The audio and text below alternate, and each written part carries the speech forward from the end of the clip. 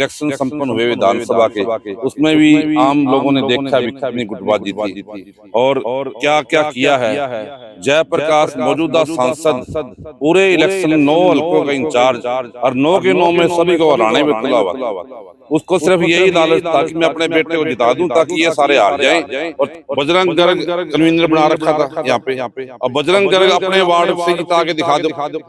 जो बजरंग गर्ग ने कांग्रेस की टिकट दे रखी है, सबसे पहले तो उसको अपना अपना घर संभालना चाहिए ना। सेक्टर 14 में जहाँ वो रहता है सैनी साथ लग जाएंगे। अरबला जिंदल एक वैश्य समुदाय का बहुत बड़ा चेहरा है, वो साथ लग जाएंगे। तो इलेक्शन तो उनको ये हिसाब से चल रहे हैं भी इलेक्शन तो हमारा एक तरफा हो लिया। और सिंगला जी क्या बोल रहे हैं? सिंगला जी एक ही बात कह रहे हैं भी ये भारी या अस्सी का है। यो लोकसभा का जो सांसद है ये कहाँ का? ये कैथल का है। इस चौक जो उसका खुद का रोड है, वहाँ कितने बड़े खड्डे हैं। आज मैं पढ़ रहा था कि अब वो खड्डे रोड बनाने के लिए मंजूर किए गए, क्योंकि अब कमल गुप्ता जी और सावित्री जिंदल जी इकट्ठे हो गए, इसलिए ये रास्ता खुला है रोड बनाने का और नाला ठीक करने का। तो ये सब गेम प्लान है। हिसार की जनता इन आपसी लड़ाइयों में तो बीजेपी की हो चाहे वो कांग्रेस की हो, बुरी तरह से पिस रही है। और पहले तो मैं ये स्पष्ट कर दूं कि मैंने कभी कांग्रेस ज्वाइन अभी तक नहीं किया। मैंने सिर्फ एक सामाजिक कार्य किए हैं रिटायरमेंट के बाद, और मैं वही कर रहा हूं। मेरे पास तो चंद्र प्रकाश जी का फोन आया था, जो इस टाइम सिटिंग एमएलए हैं आदमपुर से। जिस दिन ये कांग्रेस के प्रभारी आए थे, क्या नाम है उनका, शीशपाल केरवाला जी और धर्मवीर कोले खां सह प्रभारी, उन्होंने मीटिंग ली थी। उस मीटिंग के अंदर मेरा चर्चा चली थी कि आप उनको इलेक्शन लड़ाओ। और वो बोलने वाले मेरे साथ ही खड़े हैं, सुभाष मोर जी। इन्होंने ये भी एक आम आदमी की तरह ही मीटिंग में गए थे। और फिर उससे अगले दिन मेरे पास चंद्र प्रकाश जी का फोन आया भी आपको हम इलेक्शन लड़ाएं, कांग्रेस पार्टी टिकट तो आप इलेक्शन लड़ लो क्या, क्योंकि आपकी समाज में एक अच्छी छवि है और हम आपको लड़ाना चाहते हैं।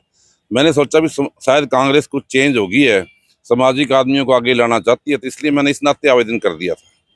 और आवेदन करने के बाद क्या हुआ, मुझे जब बुलाया गया वहाँ पे, जब वो एआईसीसी के नॉर्थ के प्रभारी थे प्रफुल्ल पाटिल जी, जो नागपुर से देवेंद्र फडणवीस के खिलाफ लड़ते हैं, तो वहाँ जब मुझे बुलाया गया तो मैंने उनसे थी यदि पार्टी टिकट देगी तो मैं लड़ लूंगा, पार्टी में ज्वाइन भी कर लूंगा।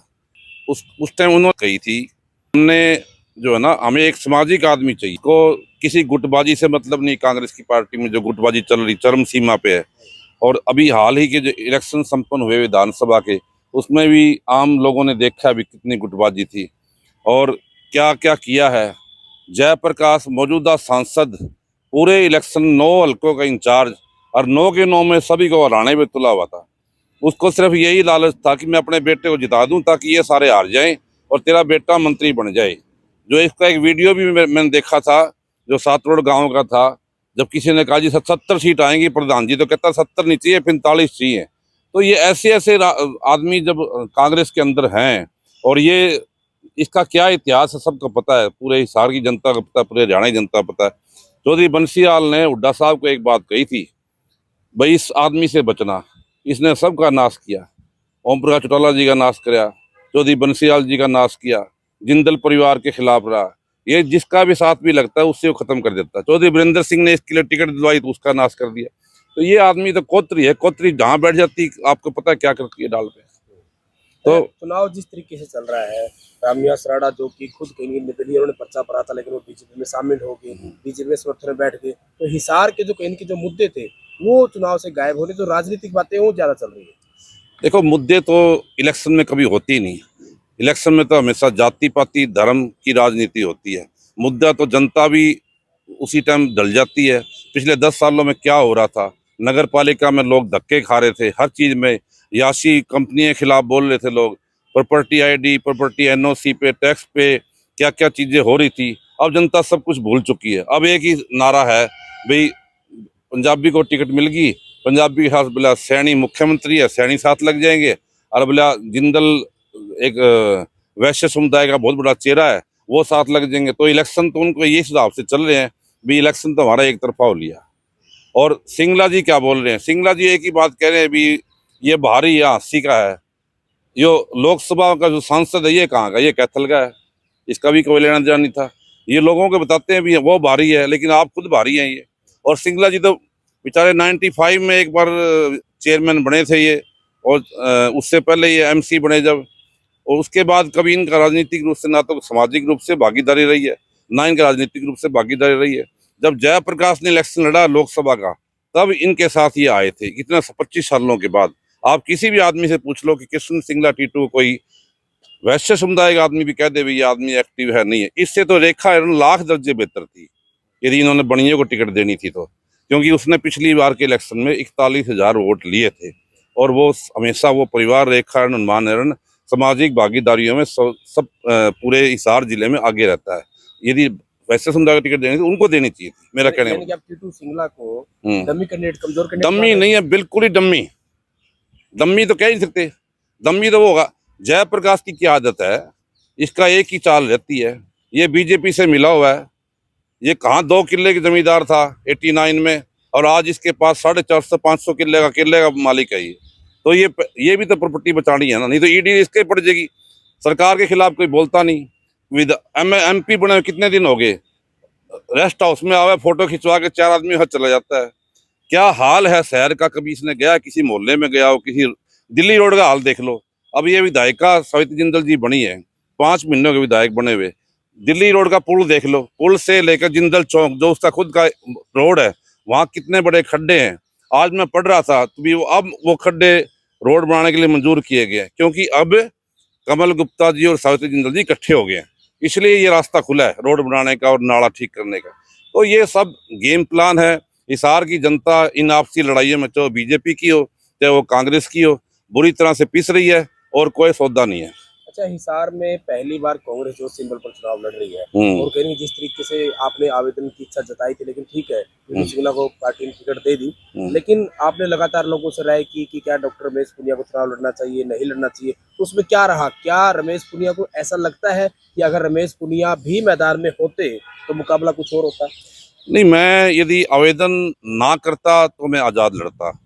आवेदन करने के बाद मेरी आदत है, अभी मैंने एज बतौर कांग्रेस पार्टी आवेदन किया था, तो मेरा एक नैतिक फर्ज नहीं बनता, मैं जिस पार्टी के आवेदन कर रहा हूँ तो मैं उसके खिलाफ खड़ा होकर आज़ाद उम्मीदवार लड़ूं।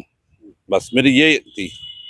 जिस तरह से जो है कांग्रेस बीजेपी का मुकाबला जो इस मेयर चुनाव में देखे जा रहा है, लेकिन स्थानीय मुद्दों को लेकर जो है कोई चर्चा नहीं कर रहा, ना बीजेपी का प्रत्याशी कर रहा है ना कांग्रेस का कर रहा है। लेकिन ये किस तरह से देखते हो इस एंगल को, जो जनता के मुद्दे हैं, जो समस्याएं हैं, मूलभूत सुविधाएं, उन पे कोई जो है मुद्दा नहीं बना रहा, ना विपक्ष ना ही बीजेपी, तो आखिर क्यों बनाए? देखो, मेयर प्रथम व्यक्ति होता है शहर का, और मेयर का हर जगह फर्ज बनता है, चाहे वो स्वास्थ्य का मुद्दा हो, शिक्षा का मुद्दा हो, पब्लिक हेल्थ का मुद्दा हो, प्रॉपर्टी आईडी का, और निगम आज के दिन सबसे बड़ा भ्रष्टाचार का अड्डा है, और लोग कितने दुखी होते हैं। लेकिन लोग इस टाइम बुरी तरह से फंस चुके हैं, क्योंकि पक्ष और विपक्ष दोनों एक हो गए हैं।